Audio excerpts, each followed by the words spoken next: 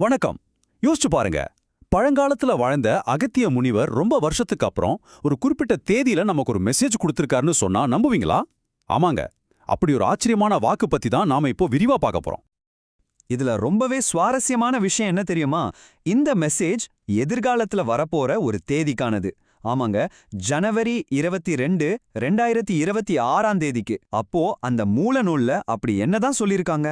வாங்க ஒன்னொன்னா பார்க்கலாம்.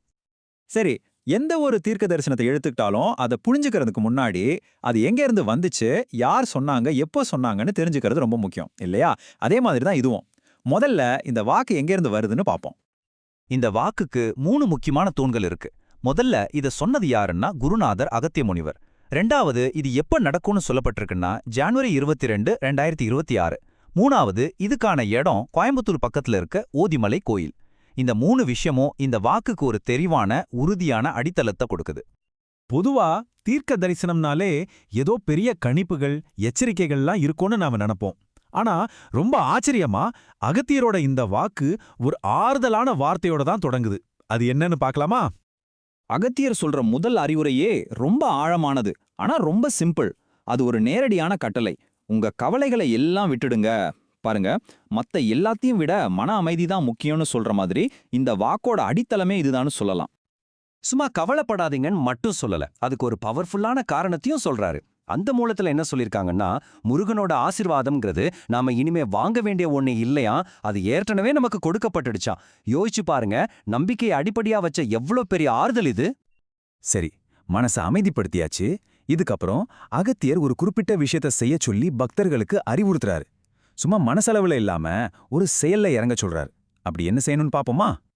அகத்தியர் சொல்ற அந்த செயலை புரிஞ்சுக்கிறதுக்கு முதல்ல தைப்பூசம்னா என்னன்னு நமக்கு தெரியணும். தைப்பூசம்ங்கிறது முருகப்பெருமான் சூரபத்மன்கிற அசுரனை ஜெயிச்சதை கொண்டாடுற ஒரு முக்கியமான இந்து பண்டிகை. இந்த பேக்ரவுண்ட் அவர் அடுத்து சொல்ல போற அறிவுறுத்தலுக்கு ரொம்ப ரொம்ப முக்கியம்.